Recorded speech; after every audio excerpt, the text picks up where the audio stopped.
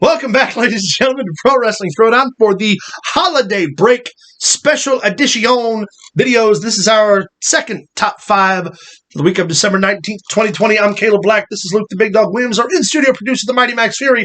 And we think we've done a top 5 video like this before, but we don't care because it's what we want to talk about. So if we repeated it, let us know in the comments down below, those of you who watched. Top 5 tag teams in wrestling. Of all time. Of all time. Of all time.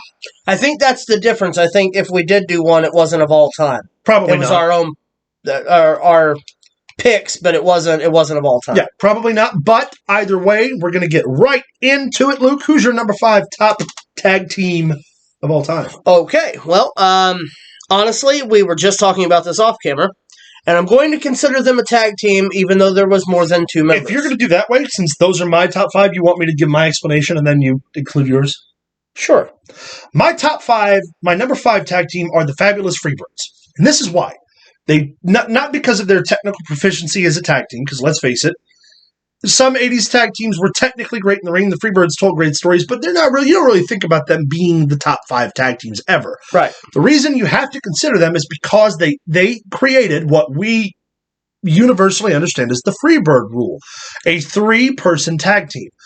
A trio, if you will, but not in a trios community, in a community of tag teams. Being able to interchange members, being able to do things, the little cheating spots and stuff like that.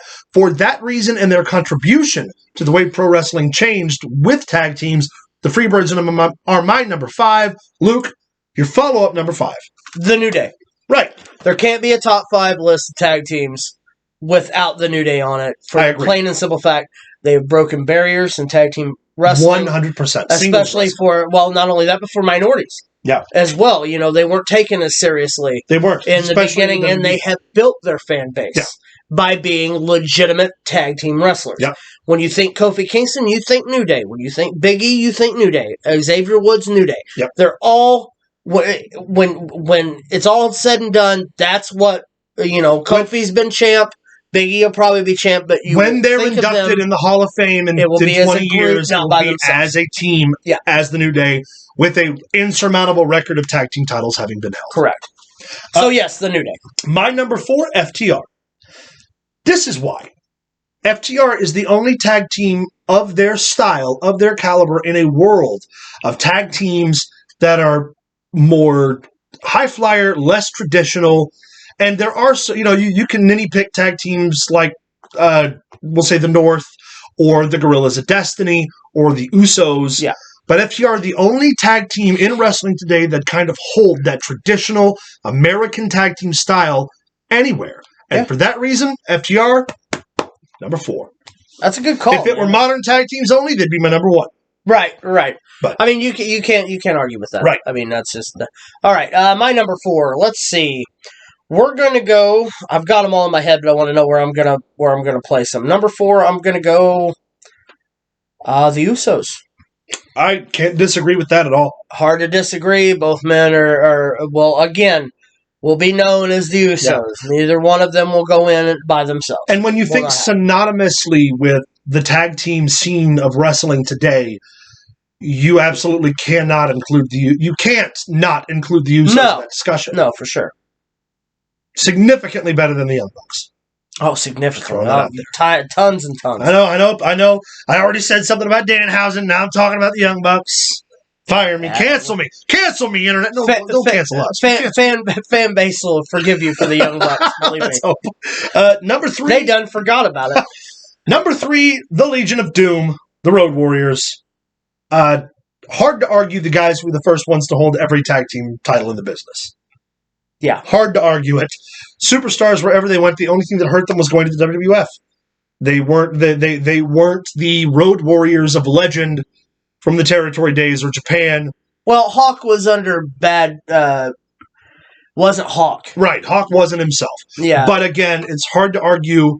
They not only innovated and changed tag team wrestling, they were one of the highest paid WCW individually the WCW had. They made tag team wrestling matter, and they coined the Road Warrior pop. Mm-hmm. You didn't get a bigger pop. Hogan didn't get Hogan couldn't get a Road Warrior pop to save his life. So for that reason, number 3, The Road Warriors. My number 3. I'm going to go a little back in time. And I'm going to say Arn and Tully, the Brainbusters. Oh, yeah. Which really speaks to your FTR, except this is how it was done the first time. Yep. They set the standard for tag team wrestling, technicians-wise. Yes. Back in the 80s when technicians really wasn't a thing. Well, it was, but it wasn't. They weren't technical tag teams. No. They were much more technical individual wrestlers. Yeah, 2 wrestlers teamed together. But 2 guys who got technical wrestling and applied that to tag team wrestling wasn't always, tag teams were always more fighters. One guy taking the heat, one guy taking the shine. And not to mention, I mean, Tully and Arn Anderson, they had that mesh ability to where one knew what the other one was doing at all times. Yeah. And that's something that, when it comes to tag team wrestling, is a must. Agreed. Number 3, Brainbusters. Got to agree with that. My number 2, the Steiner Brothers. Steiner Brothers held every single world tag team title ever. Except, ECW. Yeah, pretty much. Tag team titles in Japan. Tag team titles in the WWF. Tag team titles in WCW. Tag team titles in the tail end of the territory days. Yeah. Tag team titles in TNA. They were the NWA United States Tag Team Champions. They were tag team champions everywhere, and people legitimately quit the business if they found out they were wrestling Scott and Rick Steiner. That's my number 2 as well, so go ahead and go with your number 1. Number 1, the Midnight Express, baby. The most over tag team of their era. With the stick man, the one and only Mama's boy James E. Cornette behind them. We got to think about this.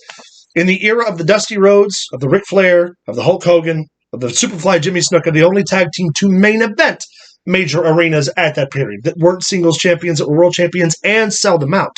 Not once, but on multiple occasions. One of the highest drawing tag teams as far as money was concerned, as monetary payouts were concerned, as merchandise was concerned. And beautiful Bobby Eaton swung that dang. Dang. He kept that dang on it. He had a nice leg. So for that reason, the Midnight Express, my number 1.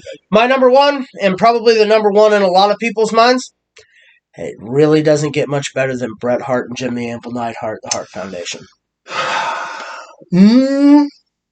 I mean, technical ability, they meshed, like I said, about the Brainbusters. Bret Hart, of course, is anything they wrestled was clinic. Yeah. Also, first team to get over without actually having the company behind them. Yeah. That I very much agree with. I mean, they were heel with Jimmy Hart when they first come in, and the crowd got behind Jim the Anvil But the company didn't. The company did not. No. Yeah. You're right about that. I mean, it's hard to bet against Bret, and I mean, when you think of just the stuff that they used to do together, the suplexes were timed. Yeah. The finish, the Heartline, still one of the best finishing maneuvers in a tag team of still all time. used today by a slew of wrestlers. FTR for one. Yeah. Their matches with Austin Rose and I used to use it, as a matter of fact. Their matches with everybody, the Rockers, the Bulldogs, Michaels and Diesel. They had a couple with Killer Bees, the Rougeau brothers, Arn and Tully. I can't believe we didn't even mention the Rougeau brothers. Pretty damn good tag team too.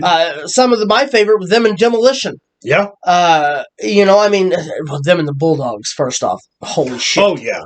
But I mean, 2 guys that, like I said, the company had no interest in pushing at the time as a tag team. As a tag team. Yeah. And they really.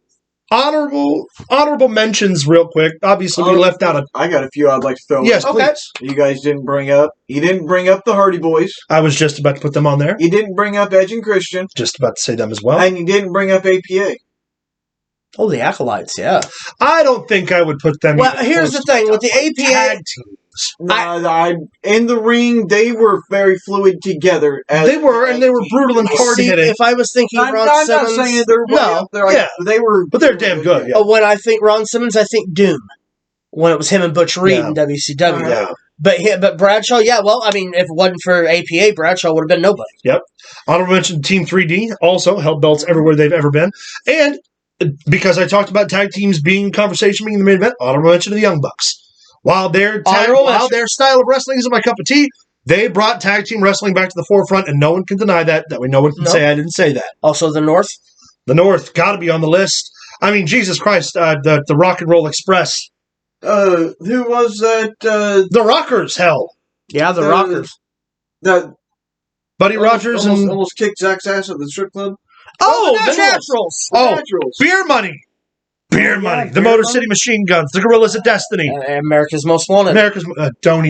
my favorite tag team. I mean... Kane and the Hurricane. Not a bad tag. Not a bad tag. Kane and X-Pac would have been my pick, but... I mean, yeah, there's so many out there. Like I said, it's more of a... Kane and Kane. Kane was a tag team champion. It's more of a preference-wise. I mean, everyone's going to argue. We left off the Briscoes for independent wrestling. We left off Roddy and O'Reilly for independent wrestling. We left off Fish. Jimmy Jacobs and Seth Rollins. We left off a ton. Yeah, there's so many you can go on. Oh my God, Rock Sock Connection. Yeah, I mean draws. All that matters is the tag team wrestling lives. We love it. You should love it too. Thanks for tuning into this top 5. Let us know what you think in the comments down below. After you like and subscribe, send us a message via email send us an email at prowrestlingthrowdown@gmail.com. Find us on Facebook at facebook.com/prowrestlingthrowdown. Follow us on Twitter at prowrestlingtd. Don't forget, we return to Twitch January 9th at Pro Wrestling Throwdown. Stay tuned. We got more videos coming your way, baby.